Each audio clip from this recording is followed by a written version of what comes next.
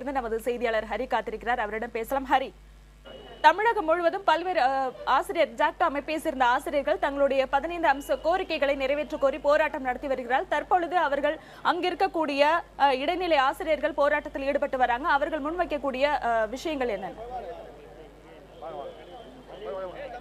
இல்ல செயல சத்தியம் சரண்யா பாத்தீங்கன்னா மதுரையில தற்போது போராட்டமானது தீவிரமாக நடைபெற்று வருகிறது.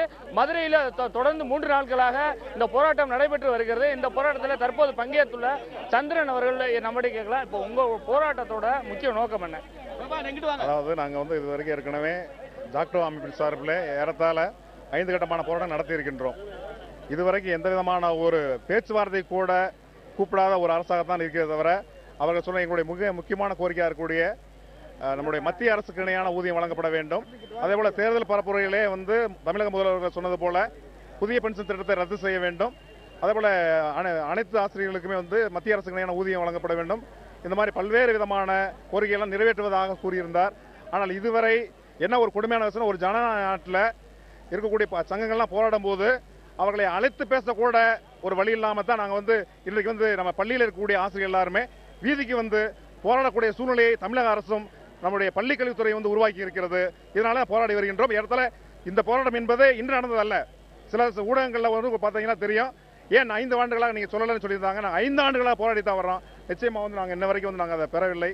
ஆகவே தயவுசெய்து தமிழக அரசு எங்களுடைய பேச்சுவார்த்தை, எங்களுடைய உயர்மட்ட ஜாக்டோ உயர்மட்ட குழு உறுப்பினர்களை பேச்சுவார்த்தைக்கு அழைத்து அவர்களை கண்டிப்பாக எல்லாத்தையுமே நிறைவேற்றுவதற்காக தமிழக அரசும் பள்ளிக்கல்வித்துறை நிச்சயமாக உறுதியை எடுக்க வேண்டும் என்று ஜாக்டோ அமைப்பின் சார்பாக கேட்டுக்கொள்கின்றோம்.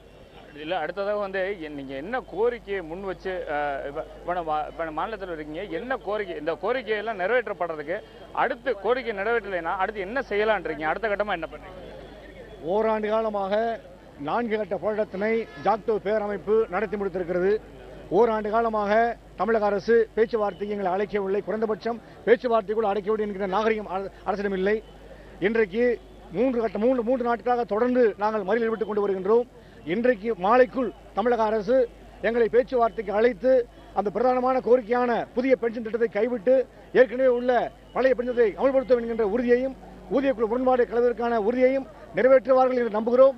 இல்லை என்று சொன்னால் உடனடியாக ஜாக்டோ உயர்மட்ட குழு கூடி அடுத்த கட்டமாக போராட்டத்தை தீவிரப்படுத்துவதற்கான முடிவினை வெகு விரைவில் அறிவிப்போம் என்று இந்த கூட்டத்தின் வாயிலாக சொல்லிக் கொள்கிறோம். சரண்யா, இப்போ பார்த்தீங்கன்னா இந்த மதுரையில் ஆனது தொடர்ந்து 3வது நாளாக இந்த போராட்டம் நடத்தி வருகிறது. இன்று மாலைக்குள் முடிவு தமிழக அரசு சுமூகமாக முடிவிற்கு இந்த பிரச்சனை முடிவிற்கு பேச்சுவார்த்தை நடத்தப்பட வேண்டும் என்று தெரிவித்திருக்கிறார்கள். அது முடிவுகள் எட்டப்படவில்லை என்றால் தொடர்ந்து உயர்மட்ட குழுவிடம் பேசி அடுத்த கட்ட போராட்டங்கள் மிக தீவிரப்படுத்தப்படும் என்று தெரிவித்திருக்கிறார்கள். சரண்யா.